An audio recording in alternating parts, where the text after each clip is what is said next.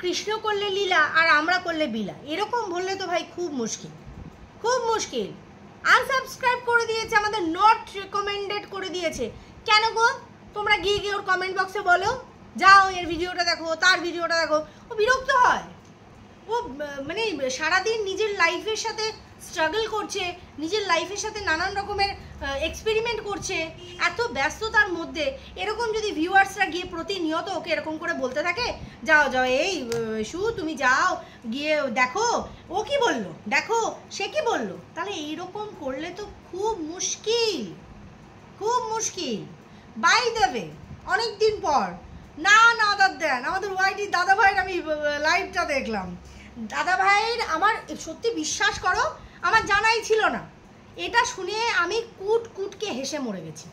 সেটা হচ্ছে চশমা, লাইক সিরিয়াসলি না, মানে আমার চশমাটা আর দীপ্তিদির চশমাটা নিয়ে যে তোমার এত প্রবলেম, এটা হওয়া স্বাভাবিক। দেখো তোমার নজরটা তুমি সেইভাবে দেখছো, কারণ যেহেতু তুমি চশমার সেলটা করো, তুমি আই থিঙ্ক বুঝতে পারো কার ফেসে কোন চশমাটা হয়তো সুটেবল হবে না হবে, সেটা হয়তো তুমি ভালো রকমভাবে রপ্ত করেছো। কিন্তু তুমি যে আমাকে দীপ্তিদিকে মানে এই যে 49, 63 মানে যাই হোক এইগুলো বলে ডেকে তারপরেও যে আমাদেরকে এত ভালোভাবে তুমি অবজার্ভ করেছো, সেটা সত্যি মানে অ্যাপ্রিসিয়েটেড, এটা অ্যাপ্রিসিয়েট করার মতন। ঠিক আছে, তার থেকেও বড় কথা হলো আমার যেটা মনে হচ্ছে আমার অন্যায় হয়েছে যে আমি টাইটেন আই প্লাস থেকে আমি চশমা তৈরি করেছি বা দীপ্তিদি অন্য জায়গা থেকে করেছে। এটা আমাদের তোমার অপটি ওয়ার্ল্ডস থেকে করাটাই উচিত ছিল, এটা আমার মনে হয়। এটা সত্যি আমি তোমাকে কথা দিলাম নেক্সট যে চশমাটা, কারণ আমাকে আরেকটা সেট করতেই হবে, আরেকটা যে সেট আমি করব ওই চোখটা দেখানোর পরে আমি কিন্তু চশমাটা তোমার দোকান থেকেই বানাবো, আমি শিওর। সবচেয়ে লেটেস্ট ভার্সন, সবচেয়ে সুন্দর দামি যে চশমাটা হবে তুমি সেটাই আমাকে প্রোভাইড করো, আমি সেটাই নেব, যেটা ভালো হবে। আর অবশ্যই করে আমার ফেসের সাথে মানে স্যুট করবে, মানে আমি যে এই ফ্রেমটা পরি তার মানে এটা আমাকে স্যুট করে, এটা তুমি অবজার্ভ করেছো, অ্যাপ্রিসিয়েটেড। মানে এই জিনিসটা দেখে আমার খুব ভালো লাগলো। একজন বিক্রেতা সে ভালো মতন জানে কোন জিনিসটা আমার কাস্টমারের স্যুট করবে বা একটা পাবলিকের স্যুট করবে। তুমি চশমাটাকে সেল করো তো তুমি ভালো রকমভাবে জানো যে এই ফ্রেমটা এর পরলে ভালো লাগবে। এই দীপ্তিদি আর আমার উপর তোমার এই রাগটা কিন্তু ভাই এটা সত্যি ইয়ে করার মতন। কিন্তু তুমি বললে যে দীপ্তিদি তোমাকে মর্কট বলে ডাকে বলে তুমি তাকে 63 ডাকো। এবার একজনকে দেখলাম সে আবার কমেন্ট করেছে যে তুমি যাকে 49 ডাকো সে তো তোমাকে ওয়াইটি দাদা ভাই ডাকে, তাহলে তুমি বলে খুঁজতে ব্যাপারে সবইতে এত ব্যাপার খোঁজো কেন, ক্রিটিক্যাল করো কেন, এত জটিল করো কেন, স্মুথ রাখো না। আমি তোমার সাথে এত মিষ্টি সুরে কথা বলছি তার মানে এটা না যে কোনো চক্রান্ত প্ল্যানিং, কিচ্ছু লেনা দেনা নেই। শুধু ওই চশমার জায়গাটা আমার খুব ফানি লাগে। আর আরেকটা কথা হচ্ছে আমি শুকে কিভাবে কটাক্ষ করব সেটা তো আর তোমার কাছ থেকে অন্তত শিখবো না, তাই না? যে আমি কি করেছি না করেছি তুমি আমারটা দেখো না। আর ভীষণ ঝুমকা গিরা রে बरेली के बाजार में झुमका गिरा झुमका गिरा हाय हाय हाय झुमका गिरा रे। যাই হোক গানটা ভালোই করো, আর এই ঝুমকার এক্সপ্রেশন তুমি বেটার দিতে পারবে আমাদের থেকে, কারণ এরকম অনেক পার্ট দেখেছি তুমি করেছো। আর ম্যাডাম তো তোমাকে অ্যাপ্রিসিয়েট করেই দিয়েছে যে তুমি অ্যাক্টিং খুবই ভালো করো, তো সেখানে তো কিছু বলারই নেই। মানে ইনস্টাগ্রামে কে কি গান চুজ করবে, হ্যাঁ মানে সেগুলো তুমি বলে দেবে, মানে হাউ ফানি। যাই হোক সেটা বড় কথা না, বাট নেক্সট টাইম নেক্সট যে চশমাটা আমি বানাবো অবশ্যই করে আমি তোমার দোকান থেকে বানাবো। আর আমি দীপ্তিদিকেও বলবো চলো ওয়াইটি দাদা ভাইয়ের দোকানে, ও ভালো আমাদের বোঝাতে পারবে বিষয়টা যে কোন চশমাটা মুখে স্যুট করছে, তাই না? এতে এগুলো বোঝার মতন, আমার খুব ভালো লাগলো, অ্যাপ্রিসিয়েটেড। আর যাই হোক তার থেকে বড় কথা হচ্ছে welcome back to my channel. কেমন আছো তোমরা সবাই? আশা করি সবাই ভালো আছো, আমিও ভালো আছি। দিনের সেকেন্ড ভিডিও, আর অবশ্যই করে স্ট্রাইক পড়েছে মি শিল্পী, হ্যাঁ বুনু দিদি, আমাদের সবাই বুনু। বাবা ভাগ্যিস আমাকে বুনু ডাকেনি, আমাকে বুনু ডাকেনি, কারণ ওনার আবার একটুখানি লেভেলটা হাই, তো উনি আবার আমাকে আবার বুনু টুনু ডাকতে পারেন না। হ্যাঁ, কিন্তু বুনো মোষ সব জায়গায় মুখ মারতে পারে, বুঝতে পেরেছো তো? হ্যাঁ, বুনো মোষের কিন্তু ওকে বক যা রগরানো রগড়েছে, সেই রগরানিটা অ্যাকচুয়ালি ও মিস করছে, বুঝতে পেরেছো? তখন তো আর কাউকে আর পাচ্ছে না কাউকে, তো কাকে দিয়ে রগরানো করবে? অনেক ট্রাই করছে, মানে হচ্ছে না ঠিক, অনেক নিজের রগরানোটা নিজেই মেটাচ্ছে, বুঝতে পেরেছো তো? হাত কোন কাজে লাগবে? নিজের হাতেই কাজ সেরে দিচ্ছে। আরে খাচ্ছে, দাচ্ছে, কষ্ট হলে চোখের জল পড়লে মুছছে। তোমরা ভীষণ নটি, উল্টো দিকে বলে। যাই হোক, সেটা বড় কথা না। বড় কথা হচ্ছে যে কি বলছিলাম আমি, বড় কথা হচ্ছে ভুলে গেলাম, দেখেছো তো? যাই হোক, যেটা বলছিলাম সেটা হচ্ছে এই যে আমরা কৃষ্ণ করলে লীলা, আমরা করলে বিলা। শুয়ের ক্ষেত্রে ঠিক সেরকম। সু যা যা যখন যখন করেছে সেটাকে সঠিকের তকমা দিয়ে সঠিকভাবে জনগণের সামনে ও প্রেজেন্ট করেছে, একদম সঠিকভাবে প্রেজেন্ট করেছে যে ও যেটা বলতে চাইছে, ও যেটা করতে চাইছে, ওটা একদম সঠিক, ওটার এই রিজন আছে, সেটার সেই রিজন আছে, সেটাকে একটা সুন্দর পুঁথির মধ্যেও গেঁথে ফেলেছে। কিন্তু সেই কাজটাই যদি অন্য লোক করছে, তখনই কিন্তু দিনের পর দিন তাদেরকে কটাক্ষ করে গেছে, তাই না? একদমই তাই। আমার কথা হচ্ছে পাব বা বার এখানে যাওয়া কোনো অন্যায় না, কোনো অন্যায় না, তুমি যেতেই পারো। আর ওখানে গেলেই যে তোমাকে খেতেই হবে তারও কোনো মানে নেই, ঠিক আছে? তুমি এমনিও যেতে পারো, কোনো অসুবিধা নেই। গন্ধ শুকতে যাব, কেউ খাবে, আমি এনজয় করব, সেটা কথা না।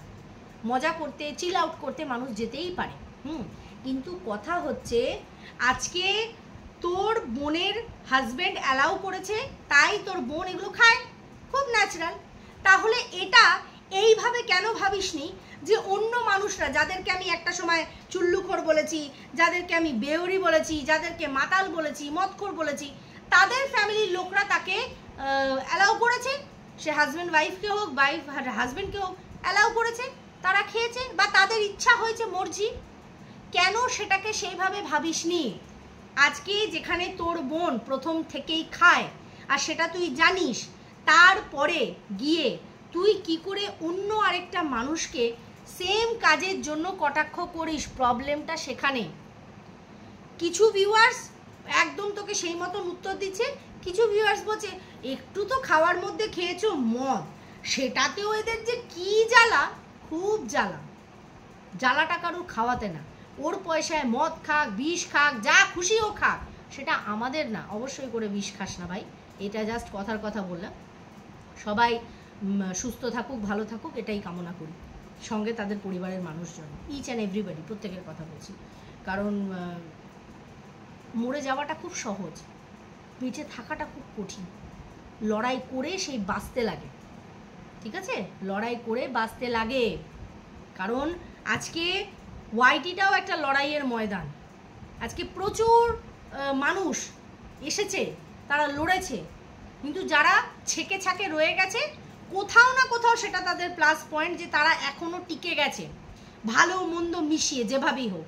কিন্তু যারা একদমই টিকতে পারেনি, তারা একদমই দোগলার খাতায়, ভিউয়ার্সরা তাদেরকে একসেপ্টই করতে পারেনি, গ্রহণযোগ্যতাই তারা রাখতে পারেনি। আর কিছু মানুষ এখনো চেষ্টা করে যাচ্ছে, সত্যি চেষ্টা করে যাচ্ছে। আজকে সীমাদির ওখানে যাওয়াটা অনেকে চোখে দেখে বলছে, ওই যে কি বলে ওটাকে, যে বড় চ্যানেল তো ওই জন্য গেছে। বাবা, কিছু কিছু অফিসার র্যাঙ্কের মানুষরা ভাই বহুত কাজ তাদের, কিন্তু তারা বলে যায় ব্র্যান্ডেড ভিখারি বাড়ি নিয়ে চলে গেছে ওইখানে। মানে ওনার ঝুলিতে যে কত 50টা টাকা ওনার ক্ষমতা নেই, সেইটা যে সে বুঝিয়ে দিয়েছে। তার মতন লোকেরা, সে নাকি অফিসার হওয়ার পরেও সারাদিন অন্যের লেলবি আর অন্যের কমেন্ট সেকশনে পড়ে থাকে, তাদের কাজের যোগ্যতা যে কতটা আছে ভাই সেটা নিয়ে ডাউট। আঙুর ফল ভীষণ টক বাবা, আমি পাইনি বলে আমার ভীষণ টক লেগেছে, নটি। তো যাই হোক, যেটা বলছিলাম সেটা হচ্ছে যে এই যে শুয়ের ক্ষেত্রে, আজকে কালকে মাংস রান্না করে আজকে ও বাবাকে বাটা মাছ দিয়ে খাওয়ালো, কারণ বাবার সামনে বলছে, এখন আমরা তো কালকে দেখিনি, ও কালকে ভিডিওতে শেয়ারও করেনি যে আমি মাংস আনার পরে বাবাকে বলেছি যে বাবা তুমি খেয়ে যাও, বাবা এই বলেছে, শুনিনি। শুনেছি কি? শুনিনি। কিন্তু আজকে ও কি বললো, বাবা খেতে চায়নি, বাবার শরীরটা ভালো না, বাবার শরীরটা ভালো না। তাহলে যে মেয়ে জানে আমার বাবার শরীরটা ভালো না, সেই মানুষটাকে সপ্তাহে একদিন যখন সে ছুটি পায়, সে কি চাইবে? সে বাড়িতে থেকে রেস্ট চাইবে, সে বাড়িতে বসে রেস্ট চাইবে, একটু ঘুম চাইবে। কিন্তু সেই বয়স্ক মানুষটাকে, এনার বয়স মোটামুটি আমার বাবার বয়সী, ঠিক আছে? তাও আমি বুঝি, আমার বাবা অনেক সময় অনেক বলে এই শরীর নিয়েও যে এই তোর এই শরীর খারাপ হয়েছে, আমি রান্না করে দিয়ে আসি। খবরদার না, কখনো না। আমি চাই না যে আমার মা বাবা কোনো রকম কোনো তাকলিফ করুক, কোনো রকম কোনো সমস্যা করুক। আমার যতটুকু মানে ক্ষমতা আছে আমি তাদেরকে আমি করব, তারা না। তাদের এখন রেস্টের টাইম, আরামের টাইম, ঠিক আছে? এখনও যদি মেয়েকে এসে করে দিয়ে যায় তাহলে তো মুশকিল। আর মেয়ে যদি এরকম পটের বিবির মতন হয় যে একান্তভাবে সে কিছুতেই মানে নড়তেই চাইছে না বাড়ি থেকে, তাহলে তো মুশকিল। মা আসে, মা ওঠে না, কারণ ওর মা আসেই না। মায়ের নামেও বসে বসে মিথ্যে কথা বলছিস, তুই লোককে বলতে পারবি না মা আসছেই না। যে মানুষের কোমরে ব্যথা, উঠে বসতে অসুবিধা হচ্ছে, সে কি করে তোকে বাজার করে দিচ্ছে? আর সে যখন বাজার করে দিচ্ছে বাবার আসার দরকার হচ্ছে কেন? আর বাবা যখন বাজার করে দিচ্ছে মায়ের আসার দরকার হচ্ছে কেন? বাবা একাই তো বাজার যতটুকু লাগে ততটুকু এনে দিতে পারে, মাকে দরকার কি? মা কাঁকরোল এনে দিচ্ছে, বাবা মাটন এনে দিচ্ছে, এ আবার কেমন জিনিস? এ আবার কেমন জিনিস? মা চারিদিকে যেতে পারছে কিন্তু তোর বাড়িতে আসতে পারছে না। মা আসতে চাইছেও না, আসবেও না, তার ইচ্ছা নেই। আর আসলেও জোর জবরদস্তি, তার ইচ্ছা করে না। তার মুখ চোখের মধ্যে সেই প্রাণোচ্ছলতা দেখাই যায় না যে সে তোর কাছে আসুক। তুই বলি না কি মনের কথা আছে, কিছু আর্জেন্ট আলোচনা আছে, মায়ের সাথেই করা যাবে। এলো না মা, বলছে আমি তো তোকে 3 বেলা ফোন করছি, কিন্তু দেখো আমরা কিন্তু দেখছি না, আমাদের দেখানোও হয় না যে মা ফোন করছে। বাবা ফোন করছে সেই কথাটা কিন্তু বলা হয়, কারণ আমি বরাবর বলেছি যে ওর বাবার ওর প্রতি যে টানটা আছে, ওর মায়ের ওর প্রতি সেই টানটা নেই। ওর মায়ের টানটা সম্পূর্ণ মেজো বোন আর ছোট বোনের ওপর। বুঝতে পেরেছো? এটাই হচ্ছে ঘটনা। হতে পারে মা অসন্তুষ্ট, হতে পারে মায়ের ওর কীর্তিকলাপ ভালো লাগছে না, এরকম পরিস্থিতি ওর মায়ের ভালো লাগছে না, ওর মা পারবে না সেটাকে ফেস করতে। ওর বাবা যেমন হেসে কম কথা বলে তবুও একগাল হাসি দিয়ে বুঝিয়ে দিচ্ছে, মা পারবে না, তাই ওর মা আসতেও চাইছে না। নাহলে কি হয়েছে, একদিন তো আসতে পারে, সেই পুজোর দিনকে দেখে গেছে, তারপরে আর ওর মা পা মারায়নি এখানে। এখন তো মেয়ের বাড়ি ফাঁকা, কি হয়েছে, একটা দিন যদি এসে থাকেও কি অসুবিধা? বাবা আসে, কারণ বাবা প্রথম থেকে ছিল, না এসে পারবে না, না এসে পারবে না। আজকে তুই বলছিস আমি ওয়ার্নিং দিয়েছি আর দরকার পড়লে আবারও দেব। আমি কেন আমাকে স্ট্রাইক দেওয়ার সময় মানুষ বলেছে শোন বাড়াবাড়িটা করেছিলিস তাই স্ট্রাইকটা দিয়েছিল। এরা তো তোকে নিয়ে বলছে, যা পাচ্ছে সেই সব নিয়ে ঘেটে যাচ্ছে। তুই তো ডাইরেক্ট কারো সন্তানের জন্ম পরিচয় নিয়ে তুই প্রশ্ন তুলেছিলি, তাকে তোকে কেন স্ট্রাইকটা দেবে না তুই বল? যদিও বা স্ট্রাইকের পক্ষে আমি কখনোই না, কিন্তু যখন মাথার ওপর দিয়ে জল চলে যায় তখন মানুষ এটা করে। আজকে তুই নিতে পারছিস না কারণ তোর ফটো লাগা, কিন্তু তোর বোনের ফটো ওখানে অ্যাপ্লাই করছে, সেই জন্য তুই নিতে পারছিস না। আর আমরা তো চুনোপুটি ছাড়, আমাদের তো নট রেকমেন্ডেড করে রেখেছিস সেটা। আজকে সেম পরিস্থিতি প্রতিটা জায়গায় তুই ক্রিয়েট করছিস। আজ অবধি বলতেই পারলি না যে অ্যাকচুয়ালি তোর স্বামীর সাথে কি হয়েছে, কি হয়েছে, কি কারণে এত কিছু। আর কণিকাকে বলে গেছিস যে দিনের পর দিন ওই হাঁটাচলা না করতে পারা সেই ছেলেটিকে নিয়ে, তার মাকে নিয়ে, তার বোনের মেয়েকে নিয়ে সুন্দরভাবে সংসার এগিয়ে নিয়ে যাচ্ছে। যেই দিনকে ভালো মন্দ রান্না বেশি করে হয় সেটা জায়ের বাড়িতে পাচার হয়। হ্যাঁ, ওর যা একটুখানি অন্যরকম মানুষ, আমি প্রথম দিন থেকেই বুঝেছি। একটা হিংসা ওর মধ্যে কাজ করে কণিকাকে দেখে, যেটা ওর ব্যবহারে প্রকাশ পেয়ে ওঠে, সেই জন্য মুখটা ঘুরিয়ে রাখে, আর কিচ্ছু না, আর কিছু না। ওয়াইটি তো অনেক করলো, অনায়াসে কারোর চরিত্রে দাগ দিয়ে দেওয়া, অনায়াসে মানুষকে ছোট বড় কথা বলে দেওয়া। সূত্রপাতটা তো করেছিলিস, করিসনি বল? আজকে সেখানে নিজেকে ক্লিন চিট দিচ্ছিস, তোর বোন খায়, তুই পাবে গেছিস, তুই আবার যাবি, যা যা, কিচ্ছু বলার দরকার নেই। যে মানুষগুলো তোকে দিনের পর দিন ভালোবাসা দিত তারা এখন ঘেন্না পাচ্ছে। এই যে তনুশ্রী, প্যাশন উইথ মুন, এরা তুই ভেবেছিলিস আলটিমেটলি এরা অন্তত তোর পাশে থাকবে? কেন তুই ওদেরকে যদি এতটাই কাছের মনে করতিস, তুই নিজের দুঃখের কথা শেয়ার করতিস? ওরা ফোন করবে, ওরা তোকে বলবে, তুই সেখানে আরও এক্সট্রা দুটো কথা বলবি, আর পড়ে রইল কারোর কথা বিশ্বাস করার কথা।